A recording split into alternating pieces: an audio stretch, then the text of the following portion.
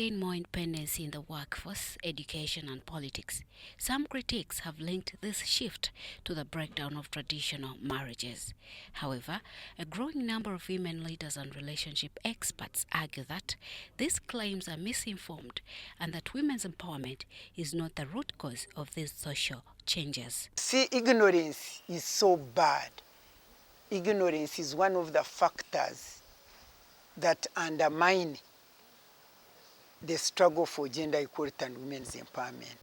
So, if women's empowerment is causing marriage breakdowns or leading to more single mothers, is there a misunderstanding of the issue?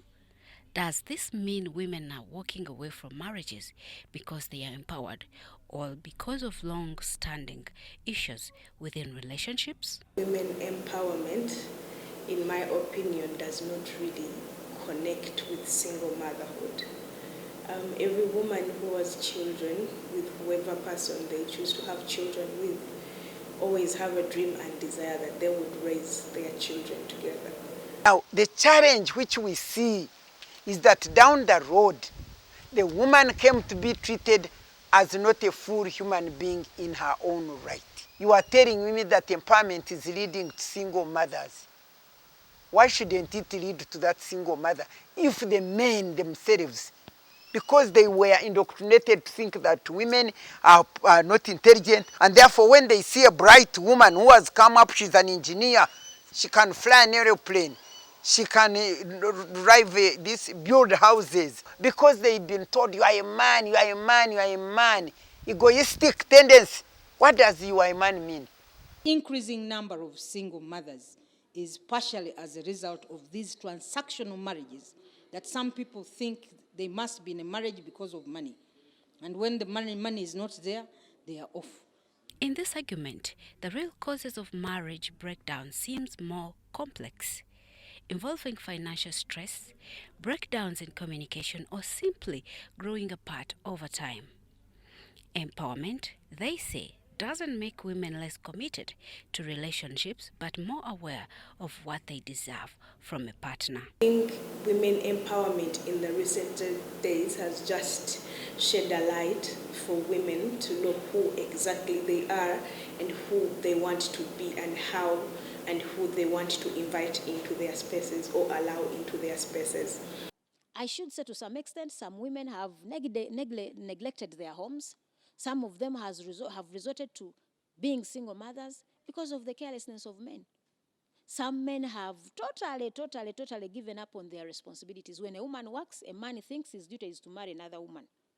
Miriam Matembe's perspective is that women could be leaving marriages because they are demanding healthier, more fulfilling relationships. So those two, that level of ignorance, plus a number of things, culture and customary practices, legal inadequacy and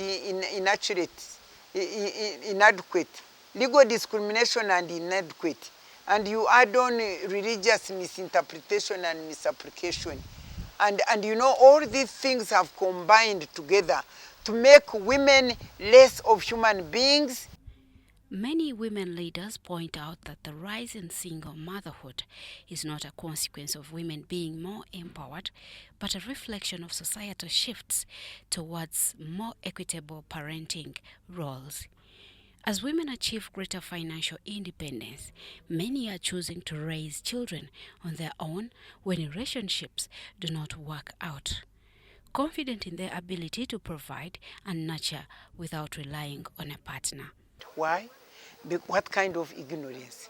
If people, both men and women, were to know the value of a woman to humankind, to humanity,